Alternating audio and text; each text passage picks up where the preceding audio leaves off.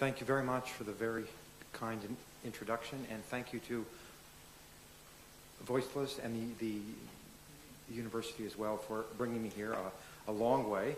And indeed, if I falter, it's because it is 4 o'clock in the morning where I come from. So, but I'm here to do a good job. Well, and also Brian Sherman and Katrina Sharman have over the last few days asked me to address certain issues. And if I do address all those issues, we'll actually be here until 4 o'clock in the morning. So I'm going to have to pick and choose those that I think are the ones that they would really like me to focus on. One thing is I'd just like to speak a little bit about where I came from and where the field of animal law came from and where it is now and how it is moving, I hope, from the field of animal law to the field of animal rights law.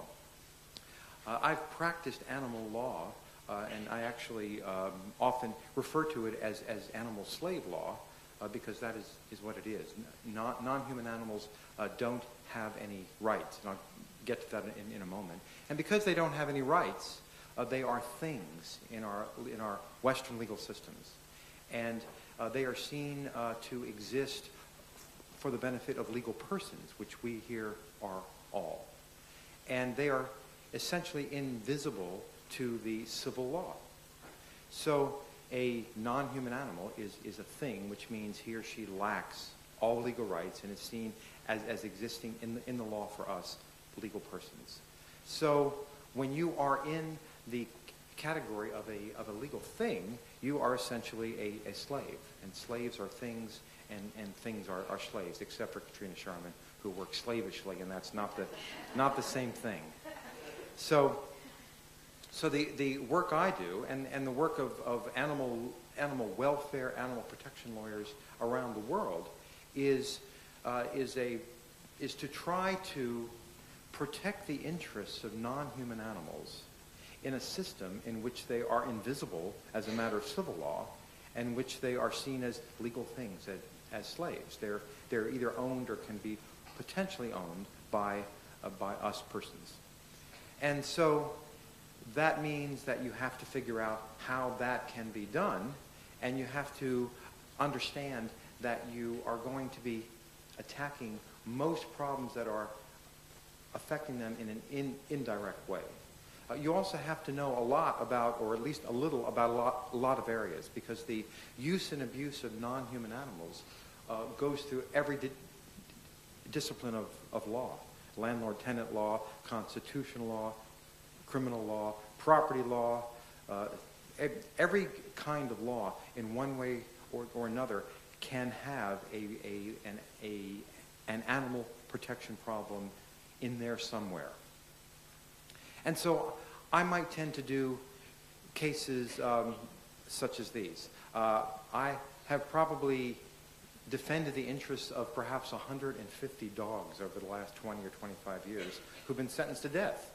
And their human families come to me and they say, our dog has been sentenced to death for being vicious and having done something bad in human terms. And they ask me to do what I can to keep their dog from being killed.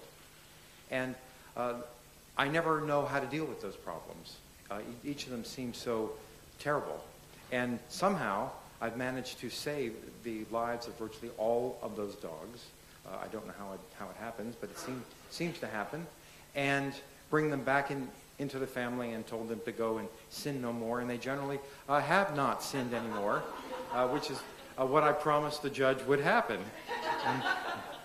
So that's one area. And I bring in animal behaviorists who will examine the offending dog and try to explain both to me and to the judge why the dog did something that seems to us so terrible, but from the dog's point of view, what was really going on. And I think our success in saving the lives of these dogs is due to the fact that we've been able to convince judges of what was going on from the dog's point of view, and that they're really, as I say, and there's a radio broadcaster in Boston who likes to make fun of me all the time in a very nice way, and he has me on my show because one of the closing arguments I made was, Judge, this isn't a a bad dog. It's a good dog having a bad day. So he often says, and now we're going to hear more stories about good dogs having bad days. So I do those sorts of cases. And each case has its own kind of odd and indirect ways of trying to represent the interests of non-human animals. I once tried to stop a deer hunt at a place that had not been hunted for almost 100 years. And it's very difficult to stop a deer hunt. Just like if I'm trying to stop the cruelties that might be inherent in certain forms of factory farming, it's very difficult to do because the cruelties inherent in factory farming are legal. And deer hunts are legal. So even though they may be abhorrent, they're still legal. And the law permits all sorts of things to be illegal yet cruel.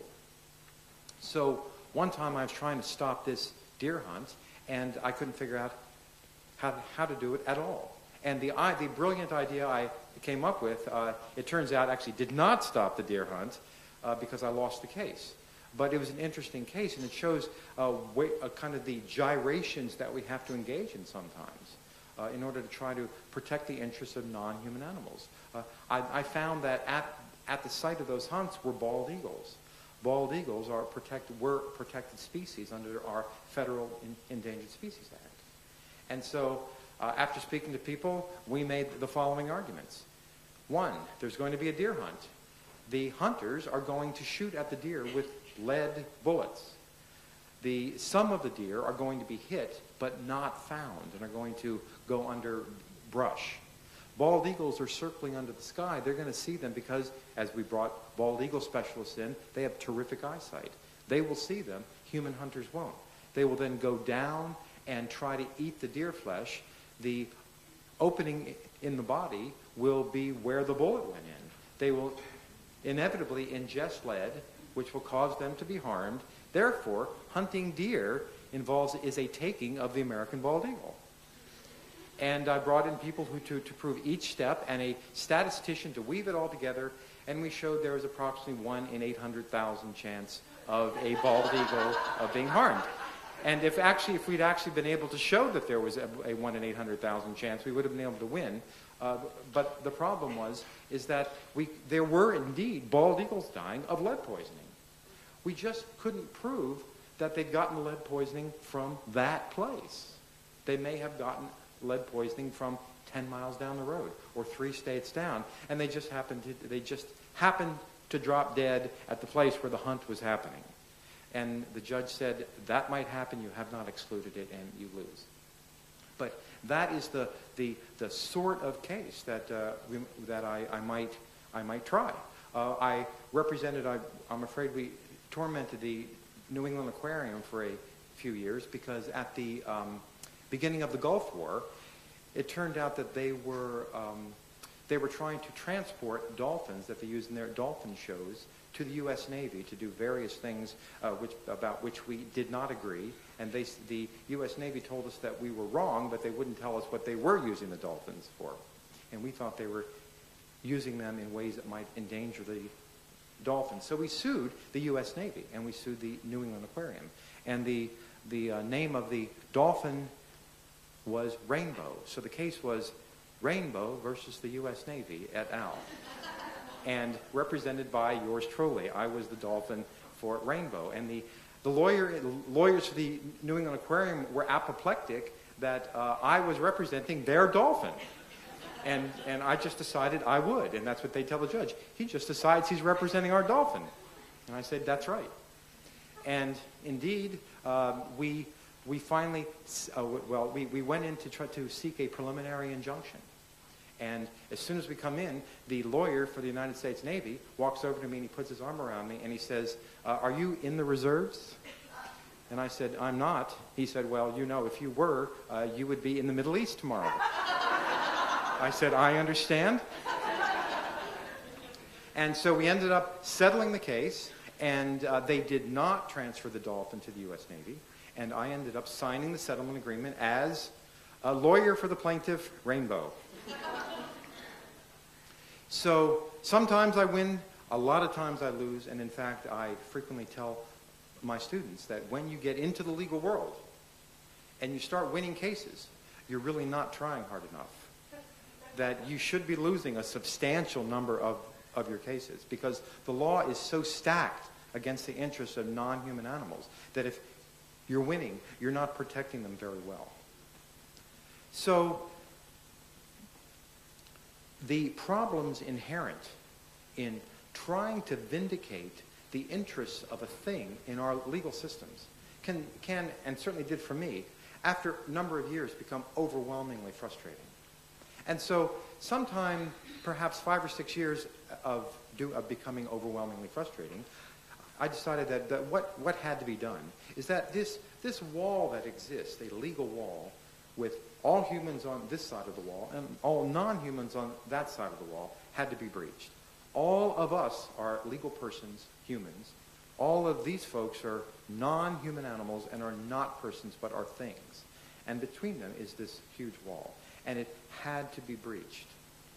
And I began thinking of how that can happen. And I've spent the last 10 or 15 or 20 years trying to come up with legal theories that would allow judges who are so inclined to accept these sorts of theories. And the thing about law, especially about the common law, is that there's really no right answer. And it oftentimes comes down to a matter of values. And the purpose of my work over the last 10 or 20 years with respect to the really animal rights is to try to develop legal theories that will harmonize with the values, the mainline values of many judges, so that if they are so inclined, they can feel confident that they have adopted a mainline legal theory that will allow them to rule in the interests of non-human animals and even declare them persons for one purpose or another. And the work I've done has focused on the common law.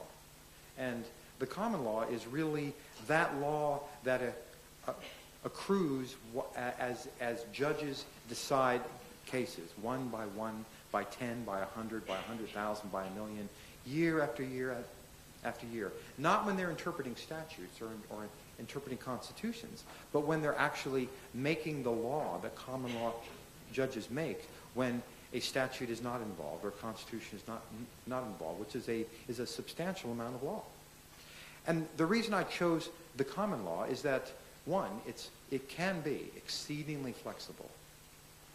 And one example I give of one end of the spectrum of flexibility is a California Supreme Court case from about 1895. And in that case, or 1896, in that case, a California Supreme Court had ruled a certain way. In the following year, 1897, the California Supreme Court reversed itself and not only ruled the other way, but said that the ruling that they had made, the common law ruling that they had made the year before, was so terrible that any lawyer who relied on it was guilty of malpractice. So that is a flexible system. And that's not your usual way the common law works, but that shows how flexible it can be under certain circumstances. So I chose the common law because the problem of non-human animals being things is really an invention of judges, of common law judges, at least in our common law system. And so what common law judges hath wrought, common law judges can unwrought, if that's the word. And so they can change what they have done. And it also, the common law also permits judges to experiment, because they know if they make a mistake and they're convinced that their ruling was wrong, the next time that issue comes before them, they can change it. So you also don't have to worry about the issue of interpretation, of intent, as you might if you were arguing to a court that an animal should be a person within the meaning of a statute, because there are always problems as to whether the legislature intended, say, a chimpanzee to be a person when they enacted a statute. So the common law was the place that I wanted to start with. And that meant that I that I had to develop theories, that procedural theories and substantive theories that might be convincing to judges using the values and principles that judges have learned in law school and tend to use day in and day out. So the first thing or actually the last thing I was working on, but it logically might be first, is the idea of what kind of procedural vehicles might be used to bring, say, the case of a chimpanzee who ought to be a person, a chimpanzee who thinks he ought to be a person, or whose next friend or guardian ad litem thinks that chimpanzee ought to be a person with rights before a court. What sort of procedural vehicles? And if you're not a lawyer or a law student, you might have no idea what I'm talking about. And if you are, you might have no idea what I'm talking about. But I think the odds are higher. So one idea that I came up with was, well, you might, if you saw a chimpanzee in a biomedical research institution, maybe you should bring a common law writ of habeas corpus, produce the body, just as if a human was being imprisoned wrongly. And indeed, that ended up having me write my third book, which is Though the Heavens May Fall. And that was a book in which I tried to show how James Somerset, who was a black slave who'd been captured in Africa at the age of 8 and brought to Virginia and Massachusetts and then on to London, how James Somerset was able to move from the status of being a thing, a slave under English law, to becoming free, a person. And what happened was that James Somerset, after being a slave of Charles Stuart for almost 30 years, fled Charles Stuart's home in London in 1771. And he was gone for 73 days. And something happened between the two of those men that really made Charles Stuart angry. And Charles Stuart sent slave catchers to find James Somerset and not bring him back to Charles Stuart, but to put him on a ship, sail him to Jamaica, where he would have to work in the sugar fields, where he would die after a few years, and it would be a terrible life and even a worse death. So those slave catchers did find him after 73 days, and they put him in chains on the Anne and Mary in the Thames, and they were about to sail away with him to Jamaica. And people, and we don't know exactly who, we think that they might have been James Somerset's godparents, then sought a writ of habeas corpus before the Lord Chief Justice of the Court of King's Bench, Lord Mansfield, who may have been the greatest judge ever to speak English. And he granted that writ of habeas corpus. And he didn't have to. And indeed, that's really what the book is about. Why, oh why, did Lord Mansfield, for example, grant the writ of habeas corpus? Why did he order James Somerset's body brought before him and allow the fight as to whether or not James Somerset ought to be a thing? Because once you start to think about it, there is an inherent paradox of a thing claiming that he shouldn't be one. And that was what was going on. So you had the friends of a thing, James Somerset, come into court and file a writ of habeas corpus. And Lord Mansfield could have said, I'm sorry, things don't file writs of habeas corpus. You lose. And indeed, in the southern states in the U.S., up until the time that slavery was ended, many, many black slaves sought to use a writ of habeas corpus and were denied on the grounds that things can't file writs of habeas corpus. But what happens when the thing claims that he shouldn't be a thing? How do you get that argument in front of the judge? And Lord Mansfield allowed James Somerset to make the argument through a common law writ of habeas corpus that he ought not to be a thing. And after a series of hearings which lasted over 6 months in a legal system that barely resembles ours, I had to start my book over at one point because I realized I was misunderstanding something. I was going back and getting the earliest transcripts of the trial. By the way, they didn't have court reporters there either, so you had to find someone who just happened to be in court writing it all down. and it was not easy to find that. I couldn't figure out what was happening. I would look at some of these transcripts, and I kept saying, well, where's the defense lawyer? Why did they keep leaving the defense lawyer out? Why? And it was only after I happened to read a book on criminal procedure of the 18th century did I realize that there weren't any defense lawyers. And that never dawned on me that the defendant in a criminal trial wasn't allowed to have a lawyer. So I had, and I also didn't realize that the average criminal trial, for example, in England lasted 8 minutes, including jury deliberations. It never dawned on me. I'd say, this is a short trial. How come they left it all out? Well, they didn't leave it all out.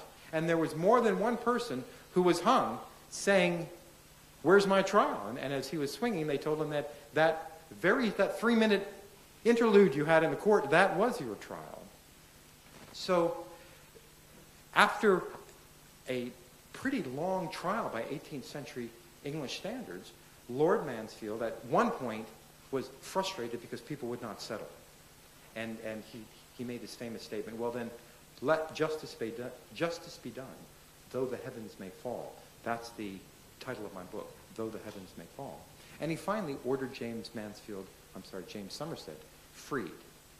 And the reason I wrote this book was to show that a thing, and here it was a black slave, could use our judicial process there, a writ of habeas corpus, a common law writ of habeas corpus, to tell a judge that while he was a thing, he shouldn't be one, and that a judge, a powerful, smart, intelligent judge, influential judge, could buy that argument and free him. And indeed, I've gone on to use that as a preface for a law review article that just came out about 8 weeks ago, in which I argue that a chimpanzee should be able to use a common law writ of habeas corpus for the exact same reason, on the exact same grounds. So that's the procedural issue. But once you're able to get a writ of habeas corpus, say, in front of a judge, the judge wants to know, okay, you can be free if you have the legal arguments that would support such. But just filing a writ of habeas corpus isn't going to help you.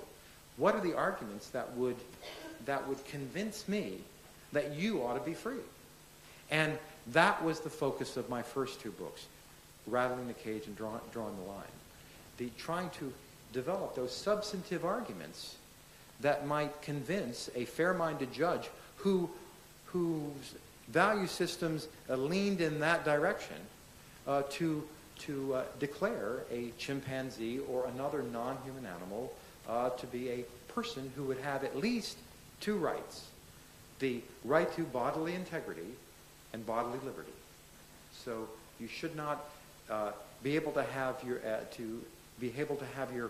body infringed upon, to have an unconsented to touching, I guess, a battery. You could not commit a battery upon a chimpanzee, say, and you couldn't lock them up in steel cages in biomedical research labs.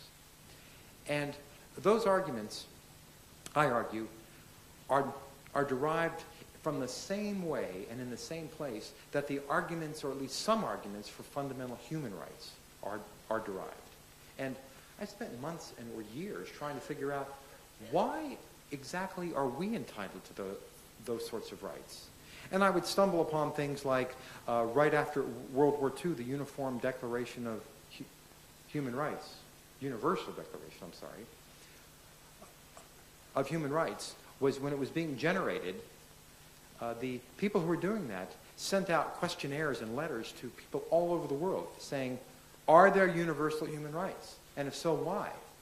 And in their final report, they essentially said that everybody agrees that there are universal human rights, but nobody agrees why.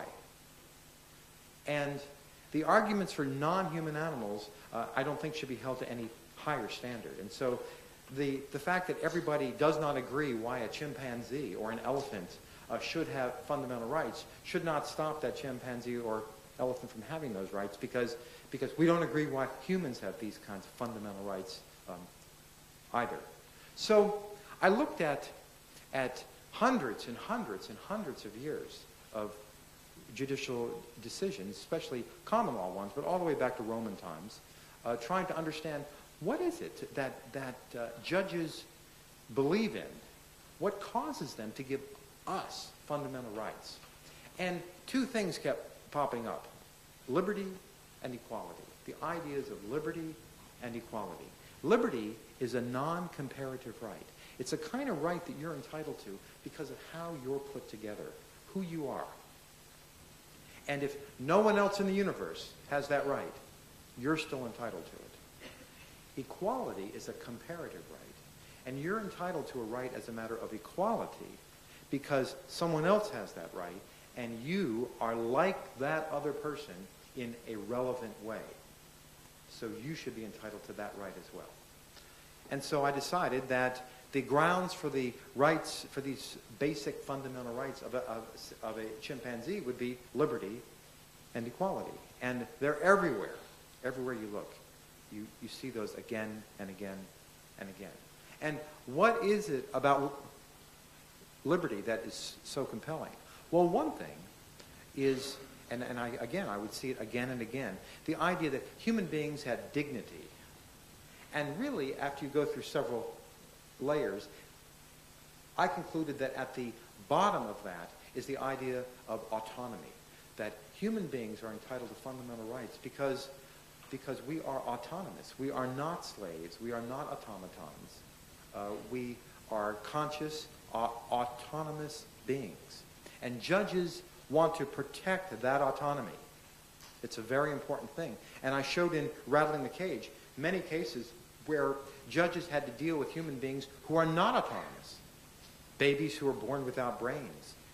Adults who are elderly and have end-stage Alzheimer's disease. People who have an IQ of 3.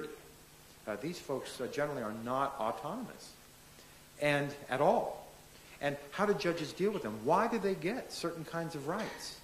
And frequently, judges would resort to legal fictions. A legal fiction being roughly a lie that judges tell you that they demand that you believe. So they would then say, we are going to assume, or we are going to deem this non-autonomous being autonomous and give them certain sorts of rights.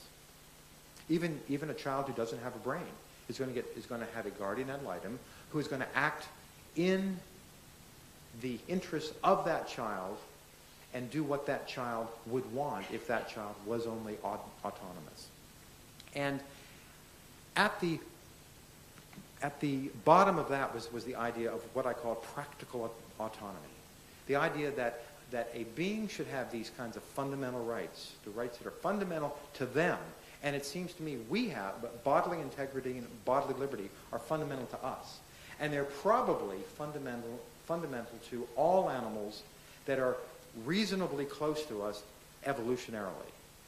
Chimpanzees and me and a chimpanzee had a last shared a common ancestor perhaps 6 million years ago, which is pretty recently in evolutionary times. A honeybee last shared a common ancestor with me about 600 million years ago, which is a fair amount of time even in evolutionary terms. So I can be really sure, or pretty sure, that a chimpanzee who's only 6 million years separated from me also values bodily integrity and bodily liberty. A honeybee who is 600 million years from me, I'm not exactly sure what they value. It's a lot harder to know. And the further they are from us in evolutionary terms, the harder it is for us to understand what goes on in their minds or whether they even have minds. And indeed, I spoke to a man who had studied honeybees for 50 years. His entire professional life had revolved around the study of honeybees. And these people are crazy. They take a hive of 10,000 bees and they number them and they study them individually, which is beyond my comprehension. And so this man had studied honeybees for 50 years. And I said, are they conscious?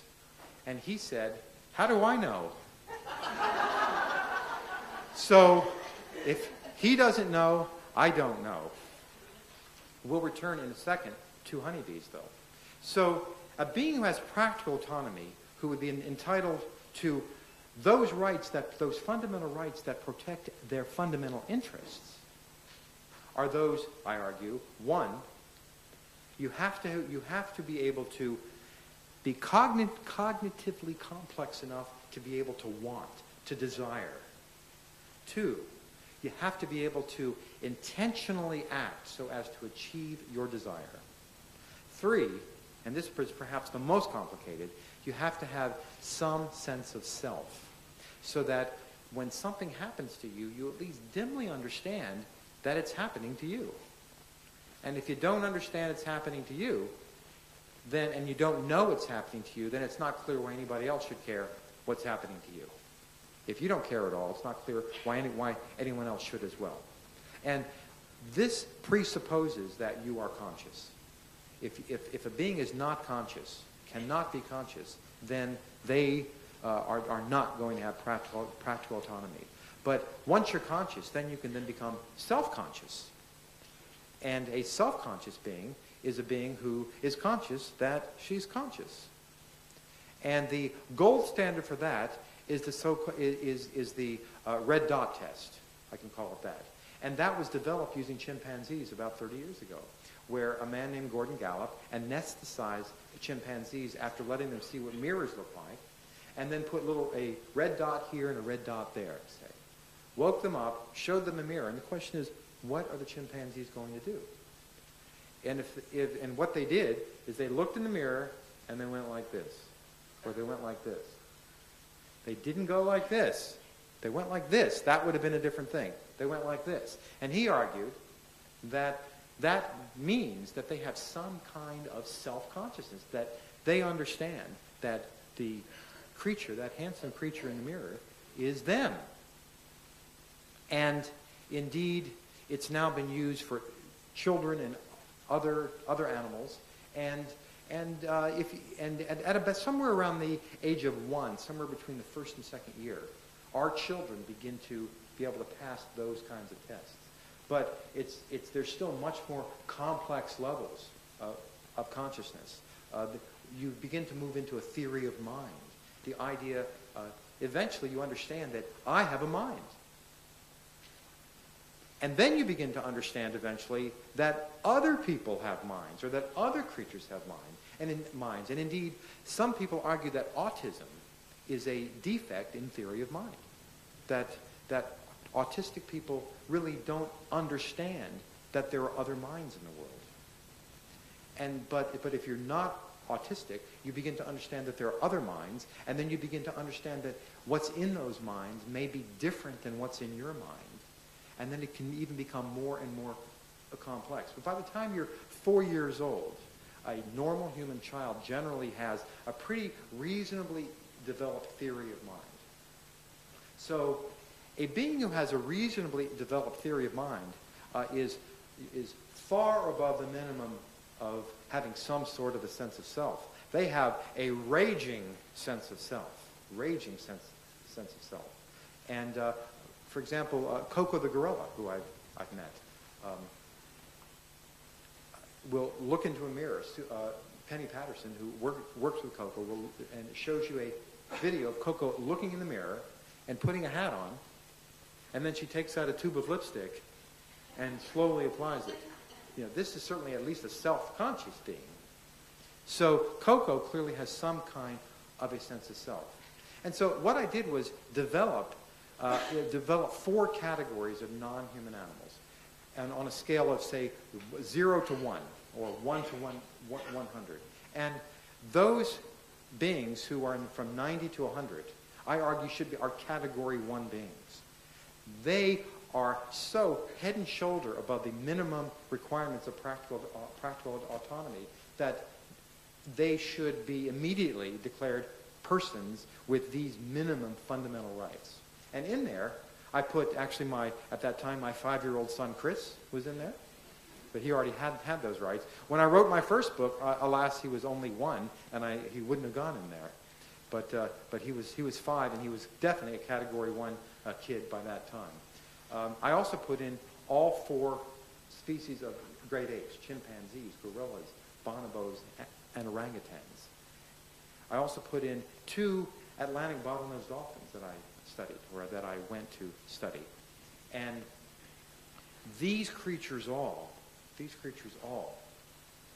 were conscious, were self-conscious, had advanced linguistic skills. They could lie. They could use grammar. They could figure problems out using insight, in that they could solve problems without trial and error. They just looked at them. In fact, one of the famous studies now is that Bernd Heinrich at the University of Vermont works with corvids, crows. And what he did is that crows love chicken legs, and he took a chicken leg and he dangled it down from a branch on a piece of string and showed it to crows. And the question was, how are the crows going to eat that swinging chicken leg? And he reports that reliably what the crows do. Remember, on the first time, that they sit back, they look at it, and they solve the problem without trial and error. What they do is that they stand on the branch, they reach down with their beak, they pull the string up, they step on it, they pull the string up, they step on it, they pull the string up and step on it until they get the chicken leg, and then they eat it. These creatures can represent in their minds and can use insight to solve problems. Now, all of the creatures in Category 1 can do that sort of a thing. So we're talking about very, very, very complex creatures. And I would argue that indeed those creatures should be persons. Category 2, well, I'll put that right here for 1 second. Category 3 are those creatures that we don't know enough about to make any kind of a rational judgment. Not that that generally stops us from judging, but it ought to. And so Category 3 are most animals, probably. We just haven't studied their minds. We don't really know what they are. Remember, when Jane Goodall went to Gombe in about 1960, 63, there was virtually nothing known about the minds of non-human animals. And Jane's work is what really kicked off the entire field. And so it's really only the last 40, 45 years have we begun to learn about what's going on in the minds of non-human animals. And we don't know that much about that many creatures. And then Category 4 are those animals, and as we move down towards 0, we become less and less and less convinced that they meet the practical autonomy requirements. And in my second book, I actually chose honeybees as an example of those kinds of animals. To my horror and chagrin, it turned out that they weren't like that. I stumbled upon a literature massive involving honeybees, in which these creatures who have approximately 950,000 neurons, 1/1,000,000th of the number of neurons that we have, understand symbols. And they have these honeybee languages, and they can do quite amazing things. And however, I don't argue that honeybees should have rights, but they're in my Category 2, moving from 0.51 up to 0.89. They're kind of at the bottom of Category 2. And maybe honeybees should have rights one day, I don't know. But the problem is no one has a clue whether honeybees are conscious or have senses of self. They might do all sorts of things, but we don't know whether they are doing them consciously. And you always have to understand that it's possible for animals to act in a certain way, even in exactly the same way that we do, but that does not mean that what's going on in their minds is the same thing, or even that they have minds. There may be other reasons they might be doing it. And the burden of proof is probably going to be on those of us who are going into court and trying to claim that non-human animals have certain cognitive abilities and ought to be persons. However, I also looked at dogs, and I found that we hardly know anything about the minds of dogs. I was as amazed about dogs as I was amazed about honeybees. I thought there wasn't anything about honeybees, and it took me weeks and weeks and weeks to find and read that stuff. I thought there'd be an enormous amount written about the minds of dogs. It turned out there were approximately 10 studies from the time Adam and Eve came into existence until 2004 when I was working on it. 10 studies about the minds of dogs. No one had ever done it. They're beginning to pick up a little bit now, but no one has ever really done it. And then I looked at African gray elephants, and I found out for a lot of times they didn't think that they had any kind of self-consciousness. And it may have turned out that what you really needed was the 25-foot mirror that people began to use. And when they had a 25-foot mirror, things began to look a bit different. But you can even see that, what about this red dot test? How do you show that an elephant is self-conscious? Or how do you show a honeybee is self-conscious using the red dot test? Or an African gray parrot. How are you going to show that he's self-conscious? Alex, the African gray parrot, is an extraordinary being. In one of my books, I show that I came to see him. I came to see a lab in which he'd been working for 25 years. And on the day that I came in, he was engrossed in the middle of one of his lessons on how to read. So if you read, it means you're a pretty complex being. He does a lot of other things too. And there are signs that he has a sense of self. For example, he refers to himself as I. And he talks about me. And he'll say, take me here. And if you don't do it, he'll bug you and bug you and bug you until you take him there. And then when he doesn't, when he's there, he said, take me to the gym. Want to go gym? There's a little gym, there's his little swing. And if they don't take him to his swing, he'll just bug him and bug them and bug them until he does that. Then he'll just swing happily. Or he'll refer to himself as I, or give me this. So I think that this is probably pretty good evidence that he has a sense of self, but he hasn't passed a red dot test. So I can't put him in that category.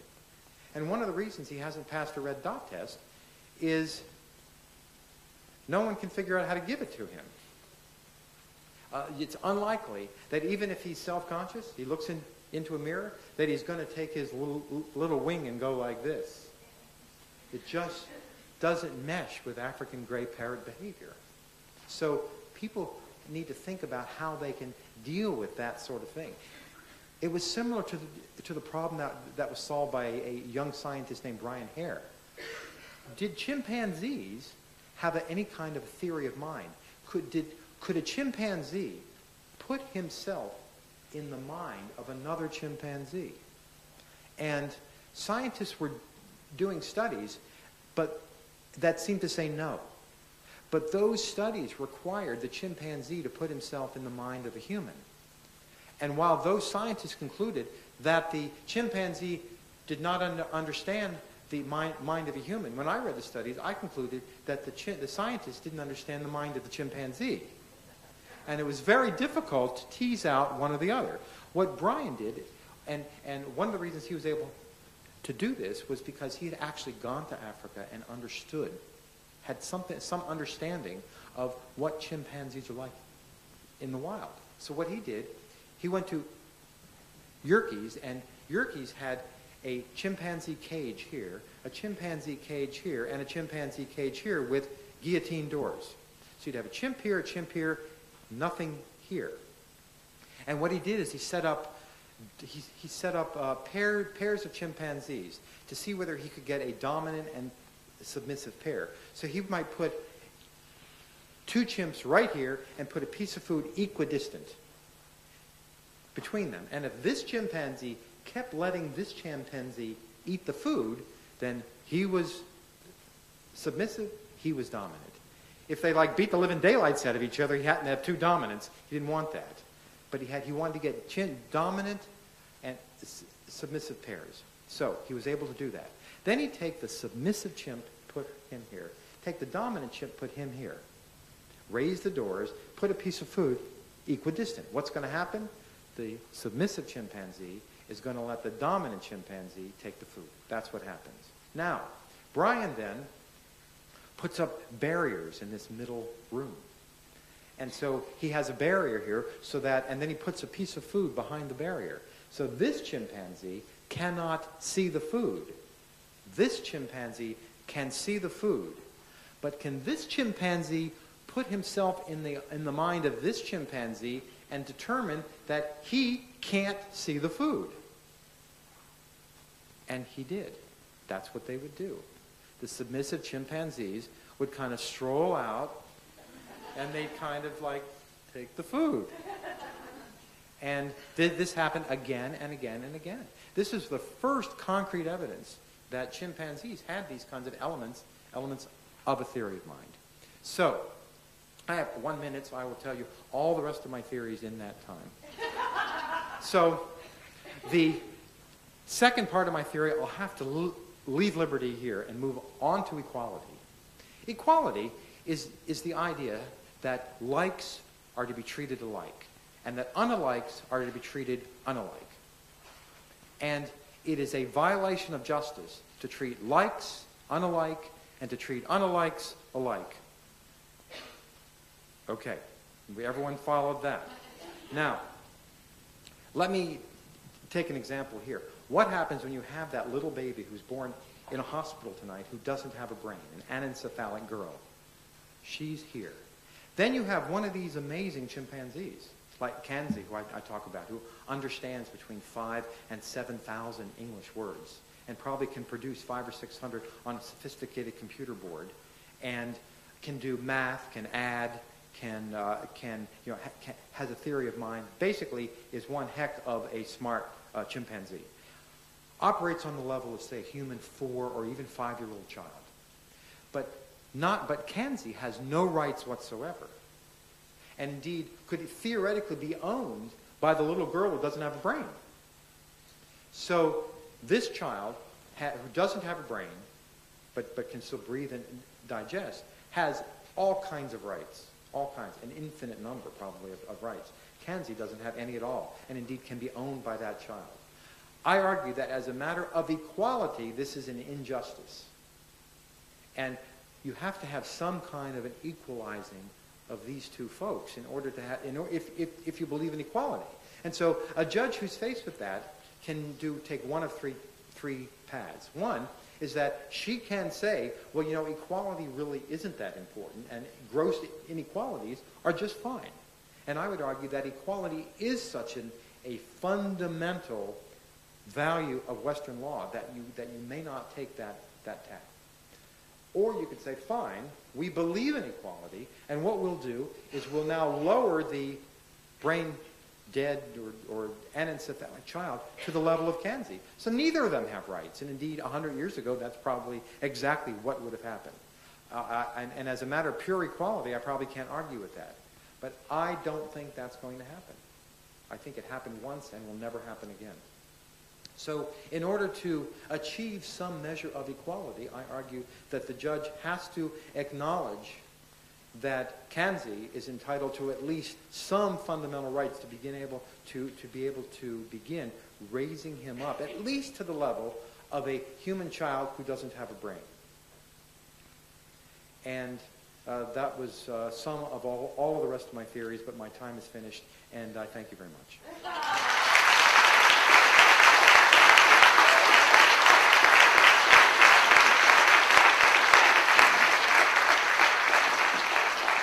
Very much, Professor Stephen Wise, for a thought-provoking presentation. I'm sure that there are lots of questions that people are burning to ask in the audience, but we'll get to them shortly.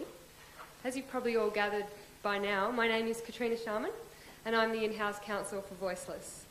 I'm also a graduate of this law school at the University of New South Wales, so it's great to be back here for this important occasion. I'm going to be chairing our panel session this evening, and the purpose of that session is to allow you to direct some of your questions to Stephen Wise, and also to draw on the expertise of some of Australia's leading legal advocates who have an interest or an involvement in this area. But before we get started, I thought I'd take a few moments to demonstrate how some of the key themes of Stephen's speech are applicable to us in Australia.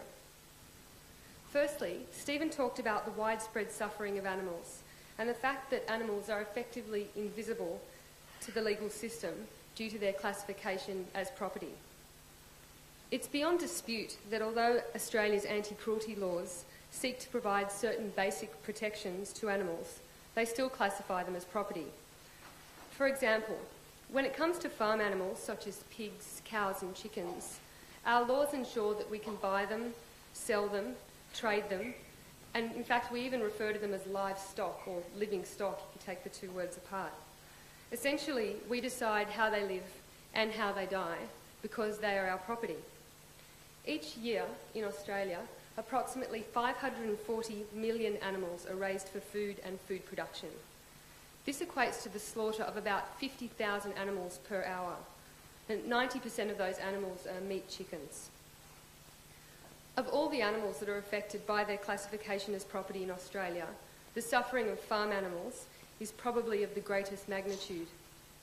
These animals are largely exempt from the protective reach of our anti-cruelty laws, and although both science and common sense tells us that they're emotionally and psychologically very complex beings, their miserable plights are sanctioned and even entrenched by the current legal framework for animal welfare in this country.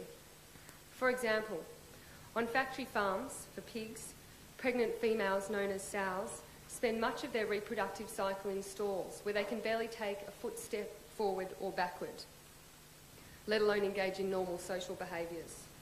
Their levels of frustration and stress are so high that some have even been documented to have experienced chronic depression. 2 weeks ago, a meeting of federal, state and territory agricultural ministers confirmed that despite moves to phase out these stalls in the European Union, female pigs in Australia will continue to be locked in those sow stalls for at least the next 10 years. Many people in the audience will also be familiar with the plight of battery hens.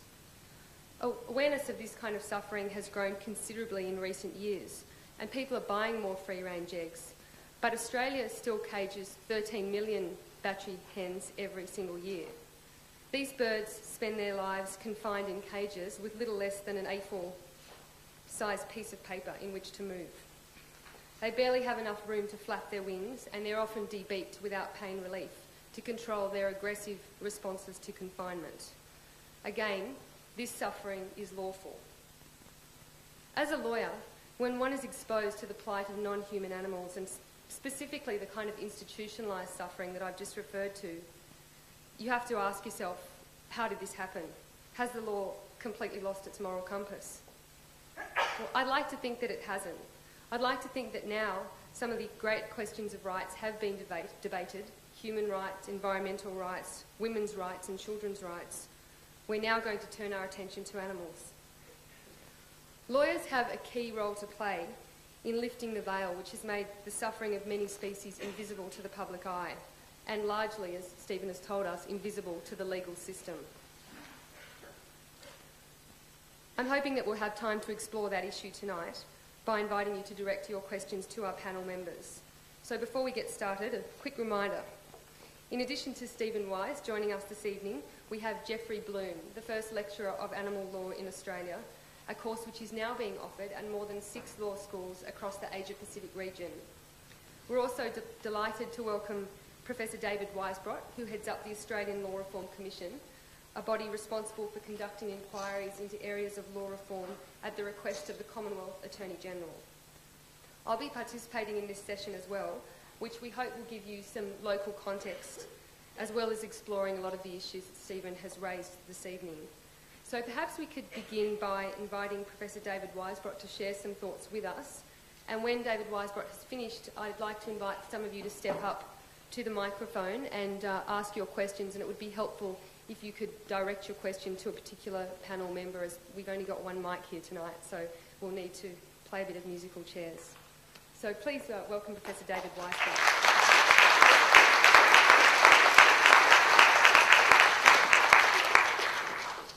Thank you, Katrina, and thank you, Stephen. That was fabulous. I should start, I'm a lawyer, so I should start with a few disclaimers. One, I'm not here in my capacity as President of the Australian Law Reform Commission. I'm here in my personal capacity. I hope that sometime, not in the too distant future, that the Commission will be asked to work directly in this area. At the moment, it's a personal interest, and one that developed really through knowing Brian and Katrina socially and just getting hooked on the issues and steadily becoming more and more involved. I guess another disclaimer is I'm not yet quite a vegan, I can't give up Sichuan king prawn and a number of other things that will come down the track. But I've certainly altered my own personal habits and preferences fairly dramatically over recent years. Even lawyers are educable, and that's something that's important. I'm also not an expert in this area, and I really I felt a bit abashed about being on the podium sharing it with someone who I admire so much as Stephen Wise. I've read his books. I've actually got them with me for you to autograph later. I'm saying out loud to remind myself, and also Katrina, who's quite extraordinary and knowledgeable about the scene in Australia. But I thought I could contribute something tonight, I hope, in terms of how would we take a law reform approach to these issues in Australia.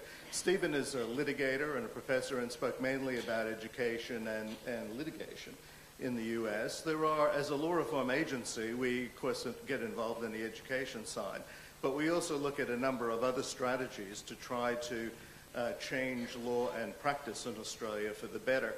And so I thought I would share with you, just starting to think about these issues, some of the ways that I would approach this. If the Attorney General said your next big project is to look at animal rights, animal welfare, how would you improve that situation in Australia? One thing to say is that law reform itself has changed significantly over the 30 years since the Commission was founded by Justice Michael Kirby. At that time, the world seemed a bit simpler.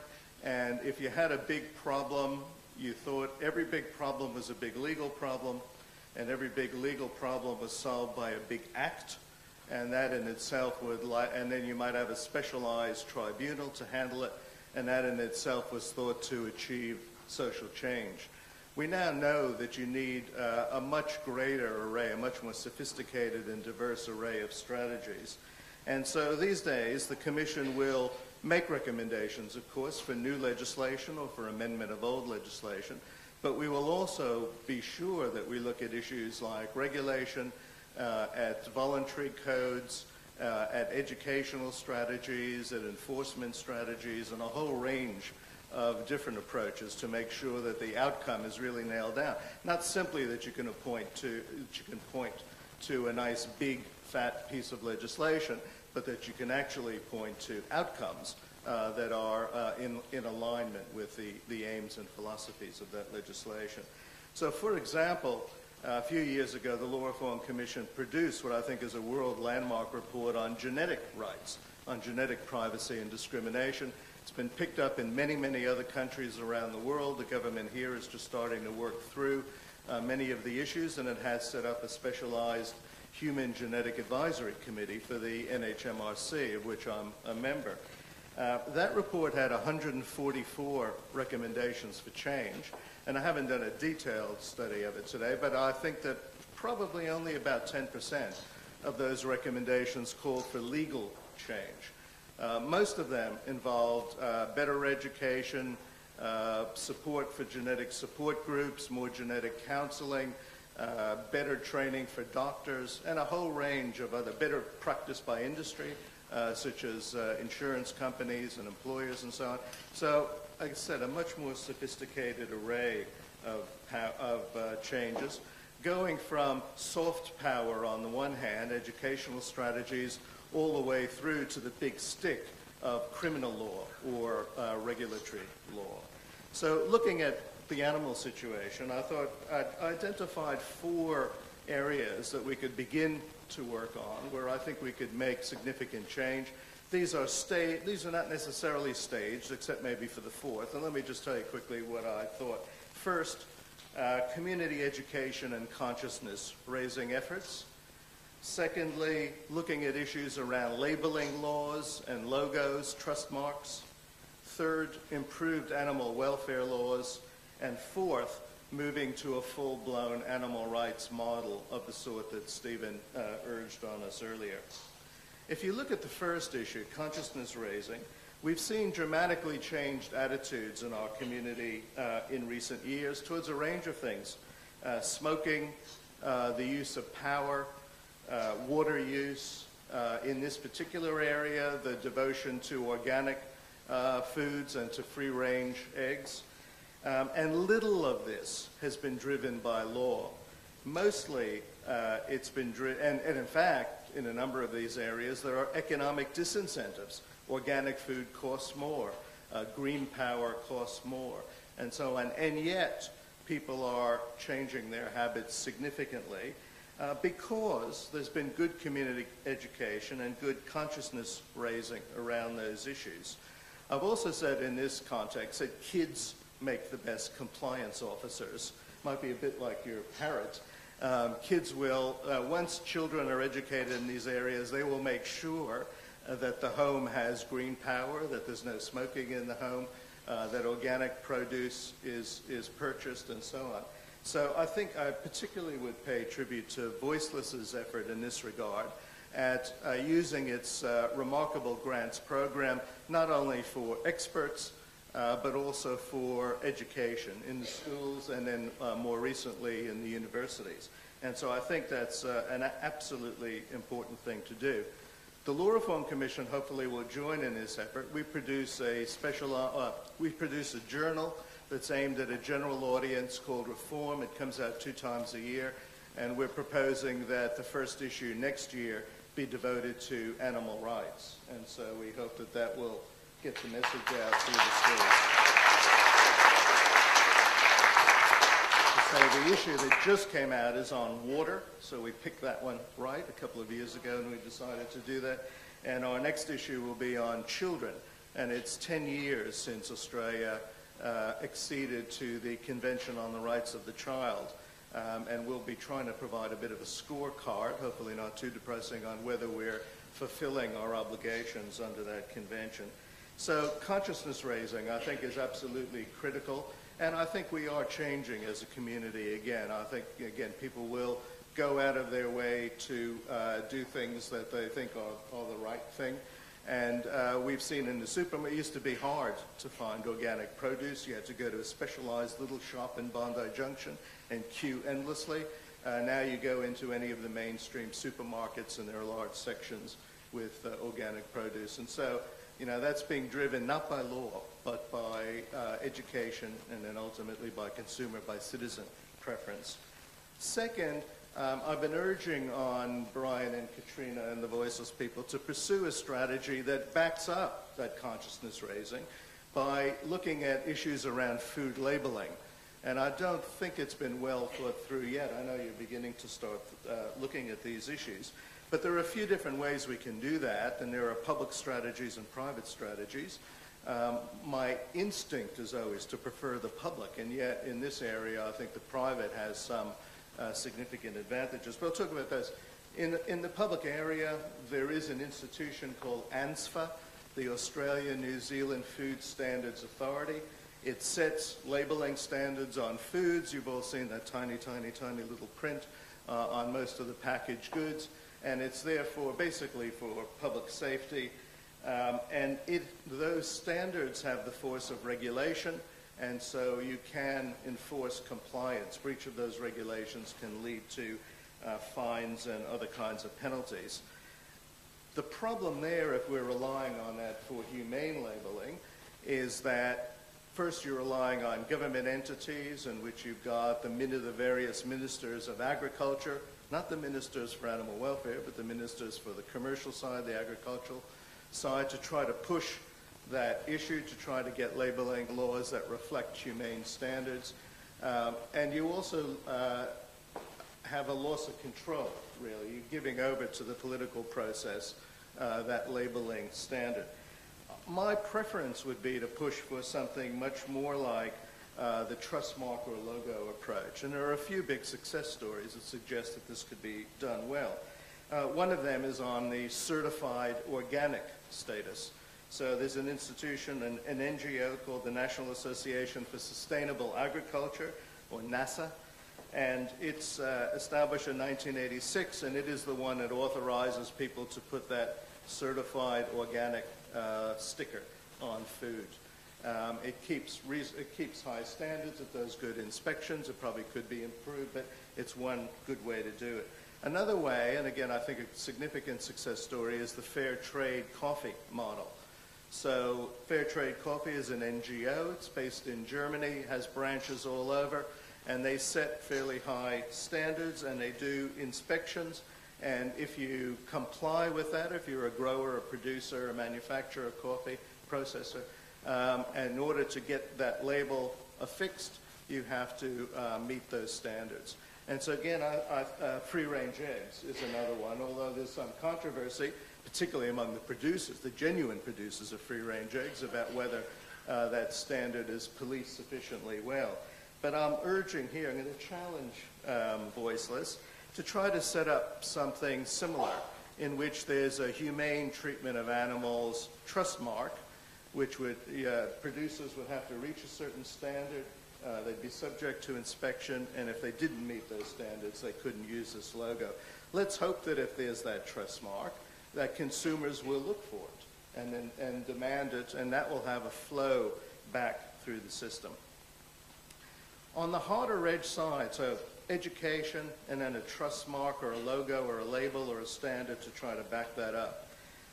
On the more legal side, at the moment, the animal welfare laws have pros and cons, and mostly cons.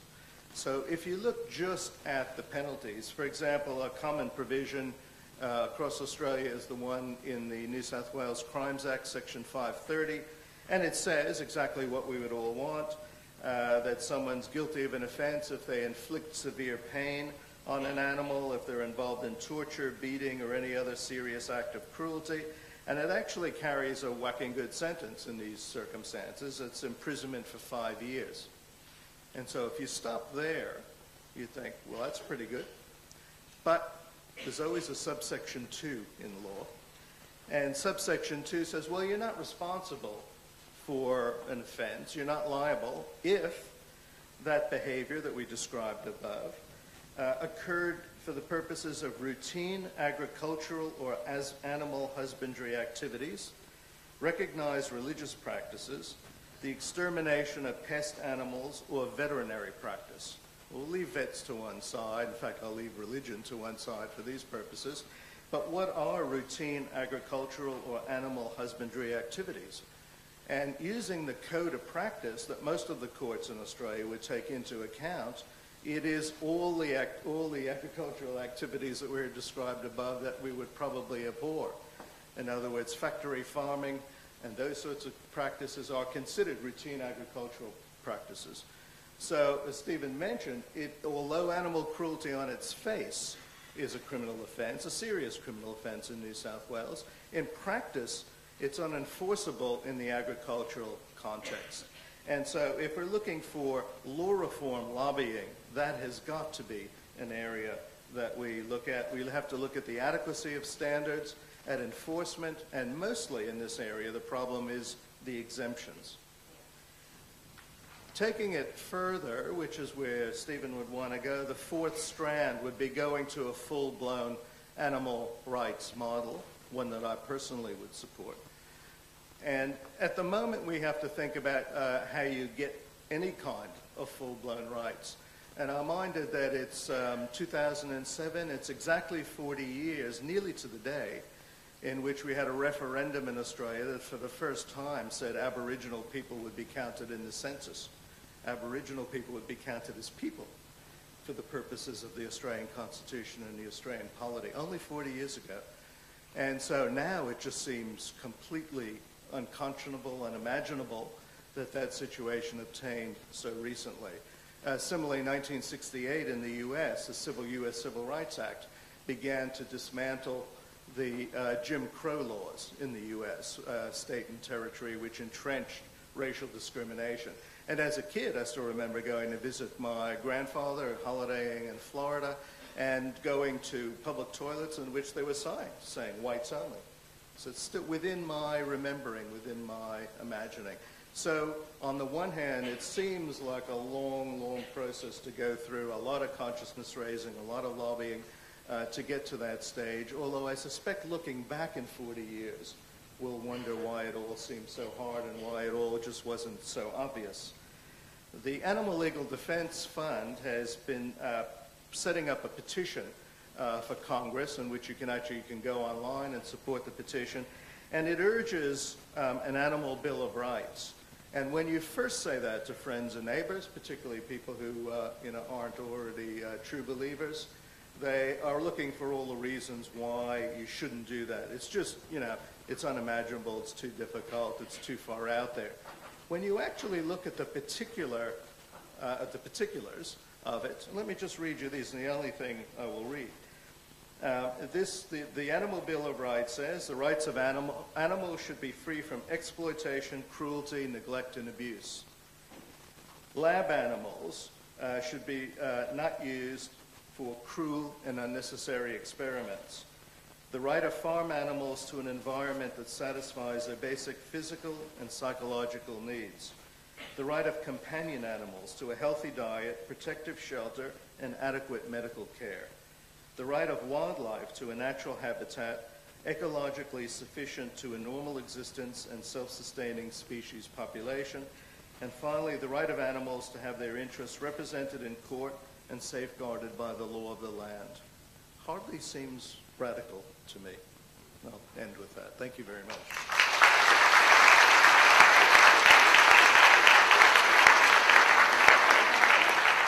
Thanks very much, Professor Weisbrot. Well, thank you. They're very thoughtful insights, and I'm sure that they are going to provoke a lot more questioning from the audience.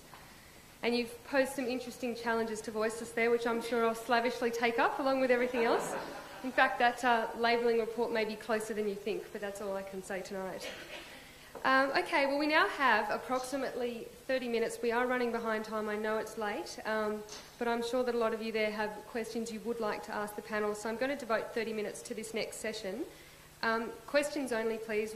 We do love to hear your comments and opinions at Voiceless, but just due to time restraints tonight, I think we're going to restrict it to questions only.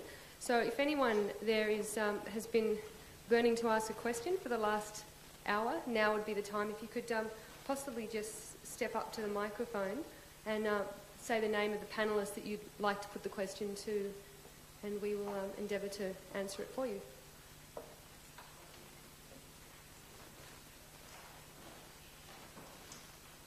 Perhaps if we could have no more than 2 people at the mic at a time, just to ensure it remains orderly. I'd like to ask Stephen Wise a question. This is coming from somebody with no legal background at all.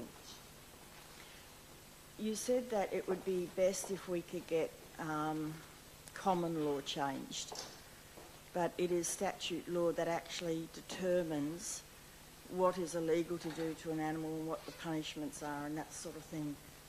So how do you see common law affecting statute law, or are you proposing we do away with statute law, or what? Well, common law is a real kind of law, and it's now seen as subordinate to statutes.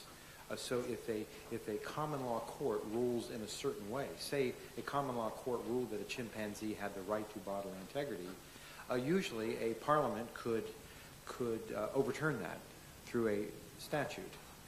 But if they don't overturn it through a statute, then the common law would hold. Indeed, in the James Somerset case, after Lord Mansfield granted the writ of habeas corpus and James Somerset was freed, the people who owned the slaves, the West Indies interests, went to the British Parliament to have that decision reversed, but they failed, and so it stood. So common law is indeed a real kind of law and a powerful kind of law.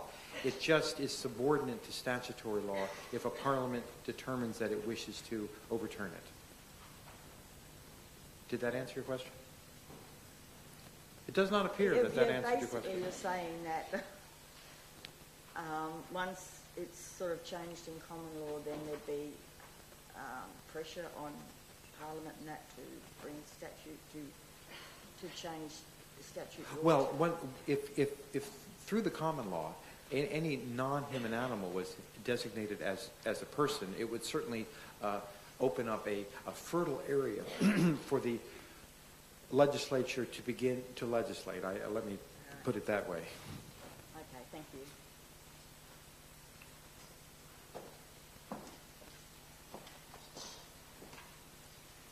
Two mics? Wonderful. Hi, my name's Siobhan Sullivan. I'm from Government and International Relations at the University of Sydney. My question is also for Stephen, but I'd just like to start by saying thank you very much for being here this evening, and I really enjoyed your talk. I'm just in the very final days of writing a PhD all about animals and the law, and the question I'm going to ask you is a question that I'm still trying to nut through myself, and I hope that you might be able to give me a response which will point me in a fruitful direction. And I've also asked this question to Tom Regan, and his response wasn't adequate in my view. When you talk about a theory of mind and you talk about your categorisation of animals, it sounds very much as though you're somebody who is a strong supporter, or a supporter at least in some sense, of animal research. So you're engaged in the animal research process, you read papers, you visit laboratories, etc. Yet it strikes me that the kind of advocacy that you're seeking to undertake legally is actually advocacy that you hope the end point of which will be to possibly free animals from having to be the subjects of animal research. How do you nut through that, what appears to me to be a theoretical problem, or at least an inconsistency? I'm not sure I see. What is the inconsistency? You seem to be somebody who is happy to use the fruits of animal research to develop an argument which I assume you hope you'll be able to use to free animals from the animal research process. Yes, I am. Yes. It reminds me a little bit of the debate, assuming that the Nazis were getting good data from the concentration camp experiments.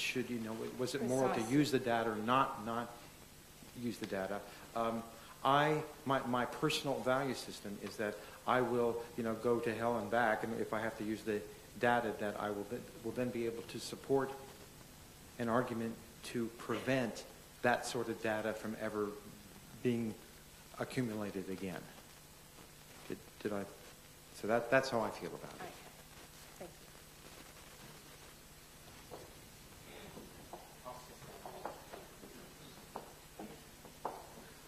you. Hello. My name is Ute O'Connor, and I'm from this university in psychiatry. I just perhaps want to quickly comment that while I was listening to the talk, which I very much enjoyed, thank you very much for it, it brought to mind Wittgenstein's sort of comment on if lions could speak, we would not be able to understand what they say.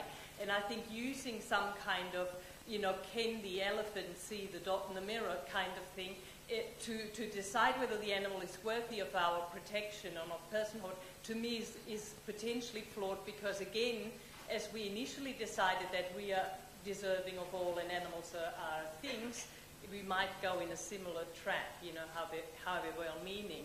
And this brings me to my real question, because here at this very campus at the moment there is a big debate about a cat colony who's been here for 50-odd years. And at the moment there are some influential people at university who want to get rid of the cat colony, even though people have been caring for them and they are mostly desexed, etc. And I wonder, is it ever conceivable, really, that a homeless group of animals, if you like, who have been at a certain spot for a long time would have any right to be there? Steve, I think this is one for you. I think I'm going to leave Steve at the microphone, and if anyone else has any other questions, perhaps you can direct them when you say them. Otherwise, I'm going to assume at this stage it's all for you. Well, I have a lot of questions to ask him, but I'll do that later. Well, actually, be interested. I really can't talk about the cat colony. I think it's too local for me. I don't know what the laws are, but I can talk about the other question you asked, which I think is a difficult question about Wittgenstein's "if a lion could talk, we wouldn't understand him." And I think what you're really saying, and this is important, is that all of my work seems to be an application of human standards to decide whether non-human animals should have rights. And the answer is that is an astute and correct observation. And what my arguments are deeply speciesist arguments. And the reason I make them is our legal system is a deeply speciesist legal system. And I'm trying to make arguments that judges who are educated and who work in the system as it exists can understand and accept and can begin the process of making that system less speciesist. But if I try to make, I believe that if I try to make non-speciesist arguments, I will lose even faster than I might lose anyway. And that as a practical matter, those arguments that you need to understand the animals in terms of themselves, I think will come. I don't think they'll come in my lifetime, but I do think they will come. But I don't think they should come first, or if they do come first, they will not succeed. You might just like to state that I think Jeffrey, sorry, no, so I was talking to the question. I think Jeffrey Bloom, who is here on this campus, would like to take on the cat question. Wonderful, thanks.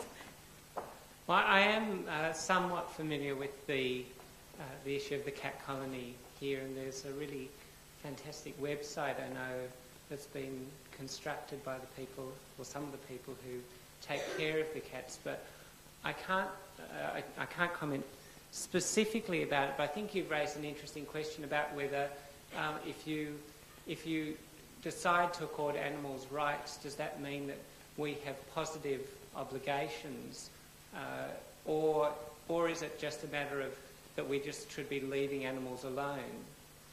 Do we actually have obligations to do things for animals if we say that they are beings with intrinsic value? And, it's obviously not something which you can answer simply. But I think it raises an interesting question, and I guess one comment that I'd like to make is that I think it's a shame if arguments according rights which are all about just leaving animals alone get caught up in what obligations we might have to animals. I think that's an important question, but I don't think that you need to say that we need to do positive things for animals to recognise that animals have certain rights which are simply to be left alone. So if I can just say something more to that, it's not to leave them alone, but if at a place like the university there is a best practice model on how you can deal with cat populations, and why we would not look at those and examine that in preference of just killing a lot and waiting for new ones to come and killing them again and waiting for the new ones to come, if there is evidence in the literature of other models that work better. Yes, and I mean, it's certainly the whole basis for that argument must be that actually the interests of those cats count, and that it's not just the human interests or some of the human interests to, a neat and tidy environment, or if you're not a cat person, that they should be banished from existence. So I recognise the point you're making there.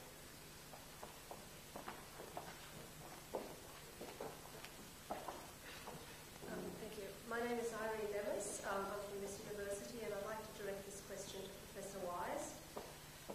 As more and more nations around the world, well, a few nations around the world, have given the go-ahead to stem cell research, therapeutic cloning, most recently in Australia in December last year, it's likely that in the immediate future at least, that there probably won't be enough female donors to donate a sufficient number of eggs in order for the scientists to do their research. Fairly recently, some scientists in the United Kingdom have requested their licensing authority to be able to use the eggs of cows and rabbits and inject them with the DNA of humans in order to enable them to do research.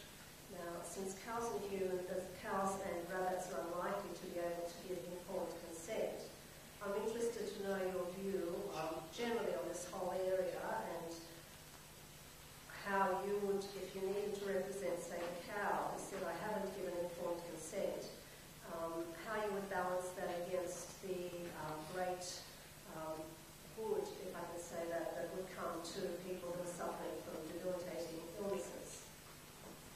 Well, I managed to get away with representing a dolphin once. I don't know if I can get away with that again. and especially with a cow or a rabbit. They are not juridical persons. I mean, they're not persons. You can't represent them any more than if someone said, I have this podium, and I'd like to have you represent this podium because this person keeps kicking it like that. And we want an injunction against that guy. And I couldn't do it. I just couldn't do it. And so... I'm interested in your view on the issue of being governments allowing animals to be used in this way. Well, my personal opinion? Well, one thing I've learned, at being a lawyer for 30 years is judges don't care what my personal opinion is. I'll give it to you if it means something, but I don't think in any theoretical sense or any legal sense it would be worth a whole lot. You should leave the guys alone. That cows, assuming that cows are suffering by that process, I don't know if they are, or assuming that rabbits are suffering by the process, I don't think they are, and I would have to know what is involved in that before I could say you should do that or you shouldn't do that. If it's a completely painless process, I don't know if it is, then they probably don't care and it wouldn't bother them. But I just don't know enough about how the process works. I'm always deeply suspicious of the way we may use animals who we entirely dominate and who are naked before us. That we usually don't care whether it's painful or not. But I don't know whether this is one of those circumstances. Professor Weisbrot might have an opinion to add there just on that particular issue as well. Well, we could spend the whole night till 4 a.m. at least dealing with the issues that arise out of stem cell research and so on. The Australian legislation at the moment, the federal legislation to which all the states and territories agreed, was that one provision in there prohibits chimeras, the mixing of human DNA with other species. And so it would be prohibited in Australia now, as it is prohibited in England, although you're right that there are pushes for that. I think there are better ways to deal with those issues. Ultimately, though, I would go down to a very utilitarian view, which is, what harm and pain and suffering was being caused to animals to produce those. If the answer was minimal, this is purely on the animal welfare side, not on the ethical and moral side of the research itself. But if the pain and suffering was minimal or nil and the benefit was great, then I would say that I would be more inclined to allow it to happen. But again, I'm talking about simply obtaining eggs or tissue or whatever from animals, rather than saying that that's an appropriate way to go.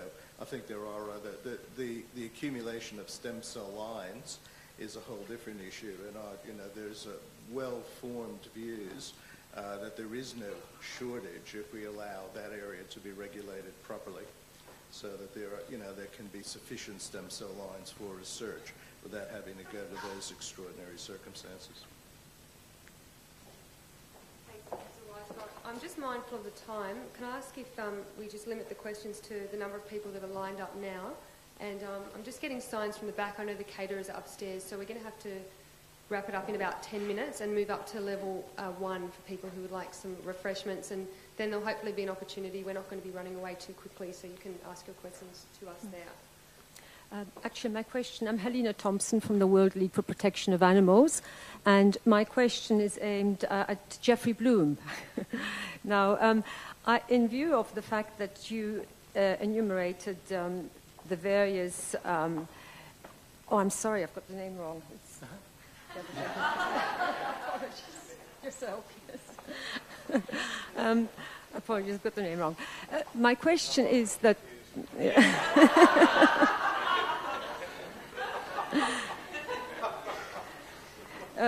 the steps towards law reform, to my mind, could be also addressed towards the responsibility that farming communities and agribusiness has, and that really then comes down to every individual, that the responsibility that we have to ensure that we reduce our footprint, ecological footprint. Now that brings me to the fact that our domestic ruminants, sheep and cattle, produce about 3 tons of methane per annum. Now that's the Australian Greenhouse Office. Once you do the relevant calculations to bring that down to CO2, it seems that in fact over the next 20 years our sheep and cattle will have more of an impact on the climate with the 186 megatons of CO2 equivalent emissions than all of our coal-fired power stations here in Australia, which only put out 180 megatons of CO2. Now, that is actually quite an amazing calculation if you calculate it over 20 years as opposed to over a 100-year period, which it suits this system to calculate it on. So in other words, if we look at the impact of our diet, so I'm talking about the responsibility that agribusiness has originally, and that then brings us to law reform and where the responsibility lies to reduce methane CO2, it then really gets us to the nitty-gritty. Sorry to interrupt, I'm just mindful of the time. Can we get to the question and perhaps with the other people? Just keep Sure. So in other words, I just want to be fair and make sure everyone's addressed. the climate question and animal rights is very, very much linked. And how are we addressing that and how are we looking at it? It's an important point. We were talking earlier. There's a UN FAO, Food and Agriculture Organization, relatively recent report that's identified agricultural uses as producing 22% of global warming and all world transport 17%, I think it was. And everybody mentioned that too. It was in the Sydney Morning Herald a little while ago, and everybody says, no, that can't be right. And then when you break it down, it is. So, but I would go through the same continuum. I'd say this is another part of consciousness raising. First of all, we have to let people know that that's right, because I don't think most people would accept that on its face. It wouldn't be part of their common understanding, common wisdom. And then to work through the different strategies, ranging from education on the one side, and education of producers and consumers, and then all the way through to harder sanctions, saying how are we going to meet our global warming targets, how are we going to reduce our carbon footprint in Australia, and then using whatever sanctions we need there. So I don't think, I mean, the strategies may be slightly different, and strategies may be slightly different, but I think that same continuum is important, working through from the things we can do educationally to drive behavior and to change attitudes and the consequences that flow from that, all the way through to thinking of areas in which we can make harder interventions using the sanction of the law, whether it's criminal penalties or civil and administrative penalties, or economic disincentives, incentives or disincentives for production in a way that would drive behavior if education isn't going to do it. Thank you. My name is Rod Elvish, representing Doggy Rescue. My question is to Professor Wise, but other members of the panel may wish to add their comments too. Professor, you mentioned that you work through the common law, and presumably that is because it's based on values and we can make changes rather than try and interpret black letter or statute law. And I think that is similar to the thing that we find at Doggy Rescue, where perceptions are incredibly important. And I noted your comments, you used words like guardian or guardianship rather than owner and ownership. And these are important things. As well as influencing the common law, we find that we can influence public perceptions and that sort of thing. And my question is, or my comment, and the thing that I'd like to hear you reinforce if you agree with it, is that by calling our dog rescue service an adoption centre, by calling our shop front not a shop where we sell dogs, but an adoption centre whereby dogs are adopted, and the people who take the rescued dogs are adoptees.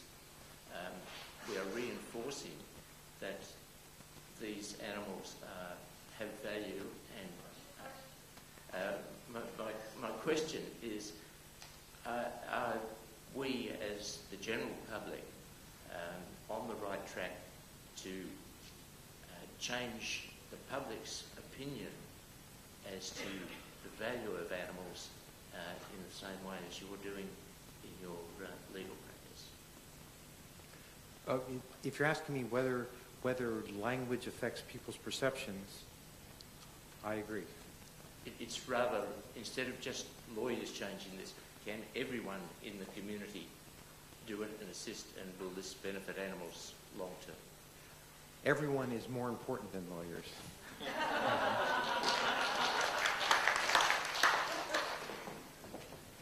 Thanks. Just watching the time again, if we can just keep the question right to the point. Thanks. Hi, Larry Murphy from Animal Innovation. It's going to be a quick question, please. This is actually along similar lines what the lady was asking with the PhD. For Professor Wise, sorry about that. Now, I just want to clarify something here. Is it correct to say that you support animal experimentation in laboratories and vivisection? You know, I mean, those comments you're making about those chimpanzees earlier. Is that correct? Do I personally support vivisection? Yeah. Well, any animal experimentation in any laboratories where it involves any type of intrusive experiments on animals. No. Okay. That's it.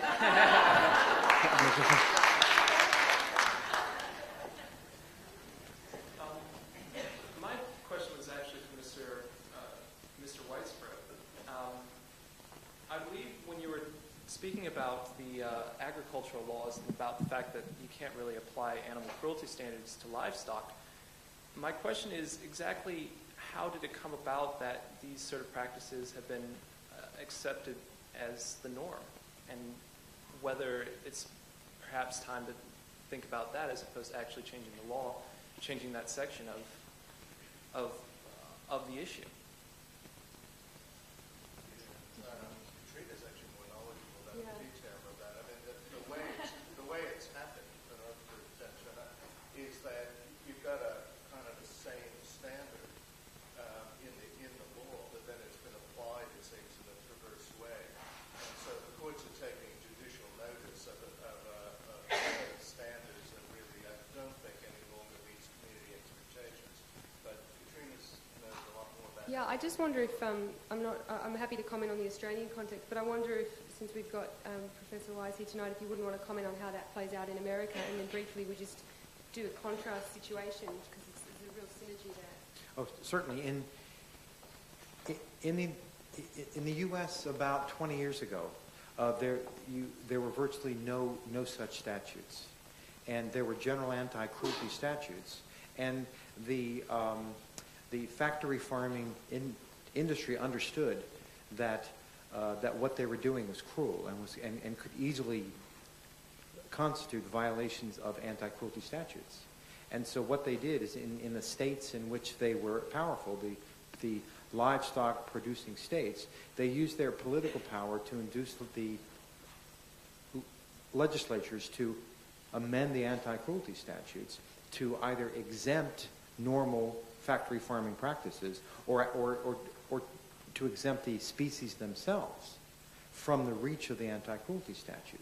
So in the United States now, most of the states in which there are large numbers of livestock being produced through factory farming ways have these kinds of exemptions.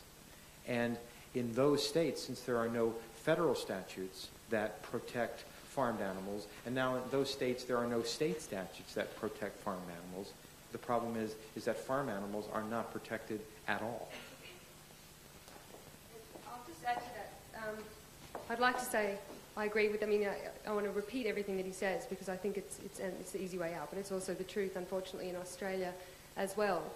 When it comes to the treatment of farm animals, and particularly the routine agricultural practices that you talked about, I think there's two reasons at the moment why they are occurring on such a prevalent basis. The first one is that most of these practices, as I mentioned earlier, are occurring away from the public eye.